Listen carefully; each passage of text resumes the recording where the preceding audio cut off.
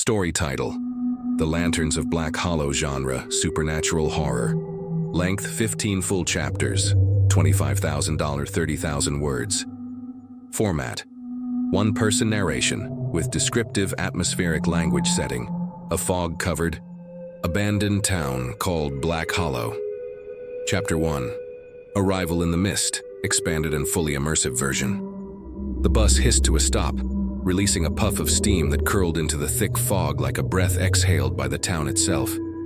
Jacob Harrow stepped down, his boots crunching against gravel that hadn't been disturbed in years. The metal door slammed behind him, and the vehicle wheezed like it was grateful to leave.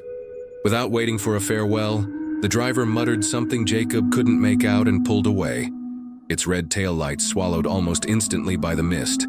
He was alone. Jacob stood there a moment, letting the silence seep in. It wasn't quiet like the countryside. No chirping insects, no rustling leaves, no distant barking dogs. This was the kind of silence that pressed against your ears, like being underwater. The fog surrounded him on all sides, curling around his arms and ankles like it had fingers. He shivered. The cold wasn't just weather, it was personal. The sign ahead, barely visible through the veil, read, "Welcome to Black Hollow." The letters were cracked, half-eaten by rust. A splintered crow sat atop the wooden arch, its glass eyes staring down like a silent judge. Jacob adjusted the strap on his duffel bag and started walking, boots echoing on the damp road. He had inherited a place here, some old inn his uncle, Elias, left behind, an uncle he never met. The letter came in a plain envelope, handwritten in shaky cursive. To Jacob Harrow, "The hollow rest is now yours. Return quickly. Do not delay. Do not light the lanterns." He had laughed when he read that part. Lanterns? Who even used those anymore? But now, walking through this ghost town swallowed by fog, he wasn't laughing. The buildings loomed like tombstones, gray, crumbling, lifeless. Wooden porches sagged under invisible weight. Windows, though intact, were black and blank, like the eyes of the dead. No cars, no power lines, no sounds. Yet somewhere deeper in the town, barely perceptible through the mist, he thought.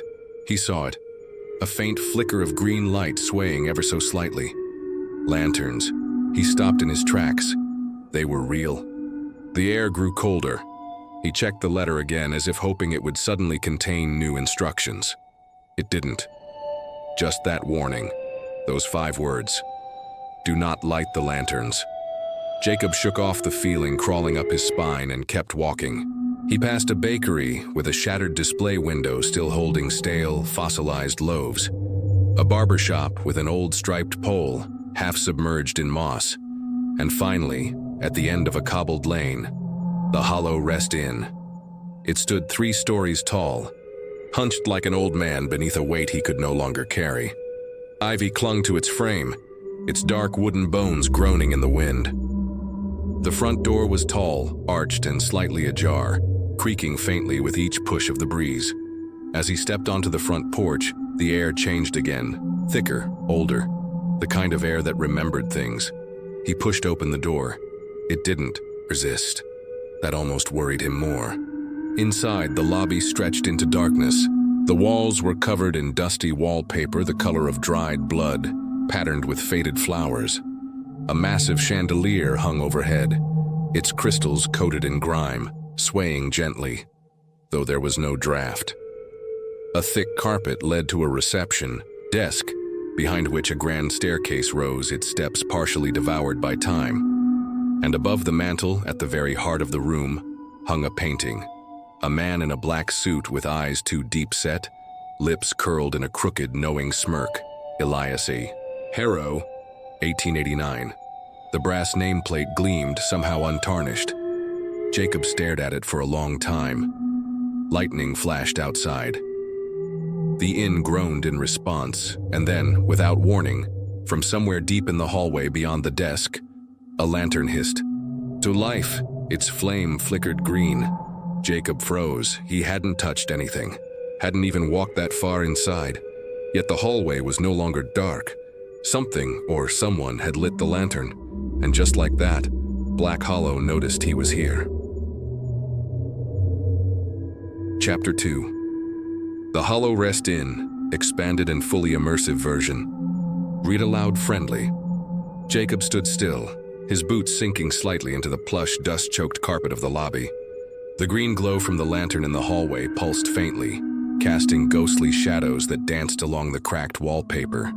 His fingers twitched at his sides, unsure whether to call out or run, but he didn't run. Not yet. He took a deep breath. Regret. Instantly filling his lungs with the musty scent of mildew, rot, and something else. Something metallic. The air inside the inn felt wrong, as if it hadn't been touched by a living soul in decades, yet it watched him like a breathing entity. Jacob stepped closer to the reception desk. On it sat a large, leather-bound ledger, coated in grime. He reached out, wiped the surface with his sleeve, and revealed the faded golden lettering. Guest Registry, the Hollow Rest Inn. The book crackled when he opened it. Most of the entries were old, very old. Names written in elegant, inky cursive, each followed by a check-in date. Most entries had no checkout. He flipped through pages, dozens, scores, hundreds. Then, near the end, one entry stood out. The ink was fresh. Jacob Harrow, arrived October 13th, room 3B, second floor checkout. His heart skipped. He hadn't written that, and yet there it was, in unmistakable black ink. The pen sat nearby, its nib still wet. He slammed the book shut. Just then, something creaked on the second floor. A slow, deliberate step, then another. Jacob instinctively looked up toward the shadowed landing above, where the staircase curved, into darkness. The inn, it seemed, was remembering how to breathe. Trying to shake the growing chill on his neck, Jacob moved toward the hallway where the green lantern still glowed. The flame shimmered without flickering, as though it were untouched by air. He passed doors on either side, each numbered with brass plaques dulled by time. 1A, 1B, 1C. Then he reached it. The staircase. Its wooden steps moaned under his weight, not from decay but protest, as if the house resented the disturbance. With every step he took upward, the shadows seemed to shift around him. The wallpaper, once floral, now seemed more like a pattern of twisting vines or coiling tendrils. Something deep within the building groaned, long and slow, like a great ship turning beneath the ocean. He reached the second floor landing. Room 3B lay at the far end of the corridor. The hallway stretched out ahead, narrow, tight, the walls seeming to lean inward as he walked. Each step was echoed by a faint whisper, not of voices, but of movements, like fingers brushing fabric or bare feet on old wood. Finally, he stood. Before it, room 3B. The door was pristine, unlike the others. Its wood gleamed slightly, the brass knob polished. Hanging on the door was a strange charm, an iron medallion etched with a spiral and tied with twine.